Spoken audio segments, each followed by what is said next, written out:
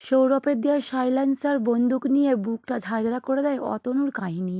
হ্যাঁ বন্ধুরা, পরশুরাম ধারাবাহিকে আজকের পর্বে দেখানো হয়েছে এদিকে তো স্পেশাল ব্রাঞ্চের অফিসে বসে জমিয়ে খাওয়া দাওয়া চলছে, মাছের ঝোল, চিকেন কষা। ওদিকে কাহিনী পালিয়ে গেল অতনুকে শ্যুট করে। বলরাম মায়া ভীষণই খুশি, কারণ আজকে টরিনি নিজে হাতে খেতে দিচ্ছে। ঠিক তখনই ওখানে আসে সৌরভ। সৌরভ বাদ পড়ে গেছে সেটা বলে টটিনিকে। ঠিক তখনই সৌরভের হাতে প্লেট তুলে দেয় টটিনি। সবটাই প্ল্যান মাপেই হচ্ছিল। টটিনি রিভলভার নিয়ে এসে সৌরভকে দিতেই সৌরভ গিয়ে দেয় কাহিনী অতনুকে শ্যুট করে দেয়। ঠিক তখনই পালিয়ে যাওয়ার সময় সৌরভ খেতে খেতে তাকে গিয়ে সাহায্য করে। বাইরে গাড়ি রেডি করা ছিল, তাতে উঠে ওখান থেকে পালিয়ে যায় কাহিনী। খাওয়া কমপ্লিট করে বলরাম, পরশুরাম, মায়া হাত মুছতে মুছতে ওই ঘরেই আসে যেই ঘরে কাহিনী বসেছিল। ঠিক তখনই বলরাম দেখতে পায় অতনু মাটিতে লুটিয়ে পড়েছে। ঠিক তখনই পরশুরাম কানে হাত দিয়ে দেখে অতনু সেন্সলেস হয়ে গেছে। সে কথা বলে বলরামকে। বলরাম বলে দেয় ওকে শ্যুট করেছে। ঠিক তখনই কাহিনীকে খোঁজাখুঁজি করে, তারপরেই মনে পড়ে টটিনির কথা। পাশের ঘরে গিয়ে দেখতে পায় টটিনি গায়েব। ঠিক তখনই বাইরে বেরিয়ে আসে বলরাম, মায়া, পরশুরাম। তন্ন তন্ন করে খোঁজে টটিনিকে কোথাও না পেয়ে ফোন দেয় তার কাছে। কিন্তু টটিনি গেছে তার ছেলেকে ডান্স স্কুলে ছাড়তে। মাসের শেষ তো, তাই সে সোয়াবিনের তরকারি করেছে সেটাও জানিয়ে দেয় পরশুরামকে আজকে। কিন্তু পরশুরাম কিছুতেই বিশ্বাস করছে না। টটিনি আরও বলে, মাসের শেষ ওই কটা পয়সা আমাদের আরও কিছুদিন চালাতে হবে তো। টটিনি পরশুরামকে আরও জানায় ডান্স ক্লাসে গিয়েছিল সে পিকোকে ছাড়তে, কারণ তার রিহার্সাল আছে। এদিকে বারবার করে বলতে থাকে আমি তোমাদের ডিপার্টমেন্টে আসিনি।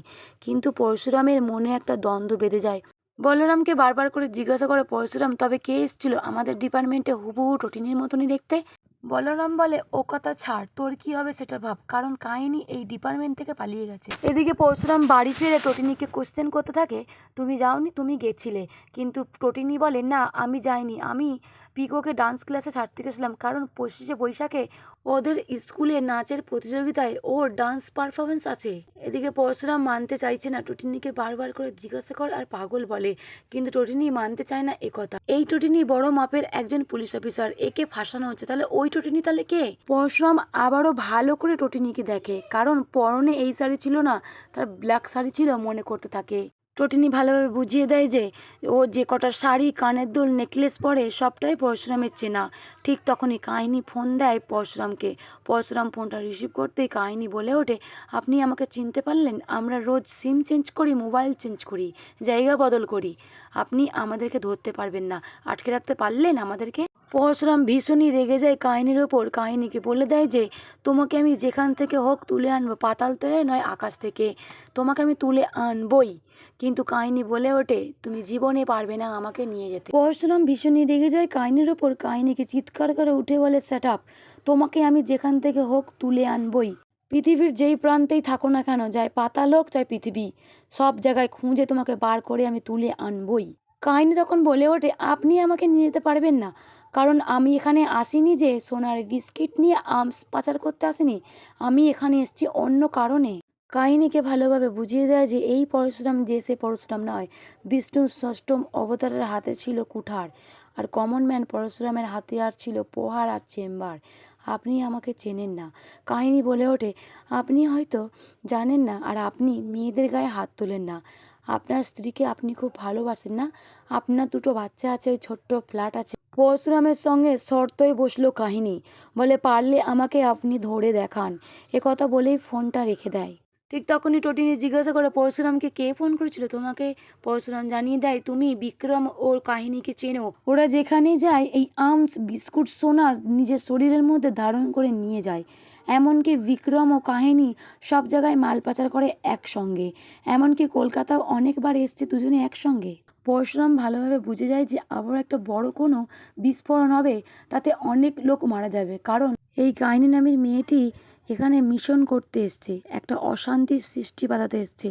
এমনকি শুধু কলকাতায় নয়, এরা অনেক জায়গায় জায়গায় ঘটিয়েছে এই ঘটনাটি। তখনই লাট্টু এসে তার পাকে আদর করতে থাকে। ওদিকে পিকোও চলে আসে ডান্স ক্লাস থেকে, এসে তার পাকে বলে, আমাদের স্কুলের প্রোগ্রামেতে মাম্মিকে বলো না একটা পার্টিসিপেট করতে, মাম্মি যদি ডান্স করে খুব ভালো হবে। তখনই পরশুরাম বলে ওঠে, তোমাদের স্কুলের প্রোগ্রামের প্রথম সিটে আমিই বসে থাকবো। খুবই আনন্দ করে সবাই, কিন্তু পরশুরামের মনে হাজার প্রশ্ন, কে ওই মহিলা কালো শাড়ি পরে এসেছিল আমাকে খাবার খাওয়াতে। এদিকে পরের দিন সকালেতেই কর্ণ চ্যাটার্জি ডোডোকে বাড়িতে ডাক দেয়, কিছু ছেলে নিয়ে আসতে বলে যারা বাইক রেস করে। কবির কিছুই বুঝতে পারছে না কি প্ল্যান করছে। কাহিনীকে টোপ দিয়ে পরশুরামকে মারার প্ল্যান।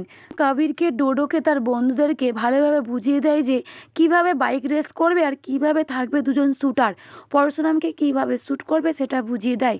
কাহিনীকে টোপ হিসেবে ব্যবহার করছে কর্ণ চ্যাটার্জি।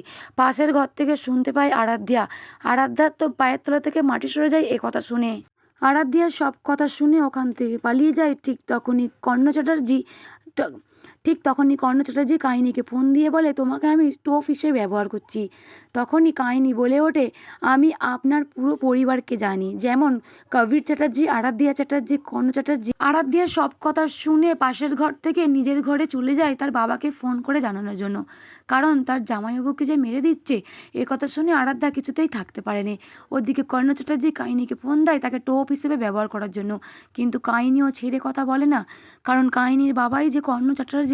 কাহিনী সব জানে তার পরিবারে কে কে আছে, সবাইয়ের নাম এক ধার থেকে বলে দেয় এবং কর্ণ চ্যাটার্জিকে বলে দেয়, আপনি একজন বড় মাপের ক্রিমিনাল, আপনার সঙ্গে কেউ কি সংসার করতে পারে? তাই আপনার স্ত্রী আপনাকে ছেড়ে চলে গেছে। কর্ণ চ্যাটার্জি ভীষণই রেগে যায় কাহিনীর ওপর, কাহিনীকে ক্রিমিনাল বলে।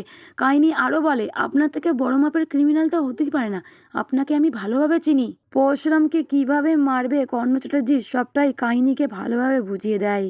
এদিকে ডোডোর মনে ভীষণই ভয় হয়, কারণ সে তো একবার মার খেয়েছে পরশুরামের হাতে, কিন্তু কর্ণ চ্যাটার্জি হাল ছাড়বে না, তাকে তো জিততেই হবে পরশুরামের কাছে। এবারে কুরুক্ষেত্রের যুদ্ধই পরশুরাম হারবে, কর্ণ চ্যাটার্জি জিতবে, সে কথাই বলে। ডোডো আরও বলে, আমরা যখন শ্যুট করব পরশুরাম যদি ঘুরে দাঁড়ায়। এদিকে কর্ণ চ্যাটার্জি ভীষণই রেগে গিয়ে বলে, ও কিচ্ছু করতে পারবে না। টোটিনির কাঁধে বন্দুক রেখে কাহিনীকে টোপ হিসেবে ব্যবহার করে পরশুরামকে মারতে চায়। তবে কি পরশুরাম এবার মেন মাথাকে ধরতে পারবে? শিবপ্রসাদ গাঙ্গুলির স্ত্রী হলো একজন বড় মাপের পুলিশ অফিসার। ওদিকে যে স্পেশাল ব্রাঞ্চের অফিসারে খাবার নিয়ে এসেছিল কাহিনীকে পালানো হেল্প করেছে ওই সৌরভের সঙ্গে হাত মিলিয়ে, তাহলে উনি কে? তবে কি উনি টোটিনির যমজ বোন? কর্ণ চ্যাটার্জিকে শাস্তি দিতে পারবে পরশুরাম? কাহিনী যে কর্ণ চ্যাটার্জির অবৈধ সন্তান সেটা জেনে গেল টোটিনির হেল্প নিয়ে কাহিনীকে অ্যারেস্ট করে পরশুরাম। এবার পরশুরাম শাস্তি দেবে কাহিনীকে। আপনাদের কেমন লাগবে এটা দেখে অতি অবশ্যই কমেন্ট করে জানাবেন।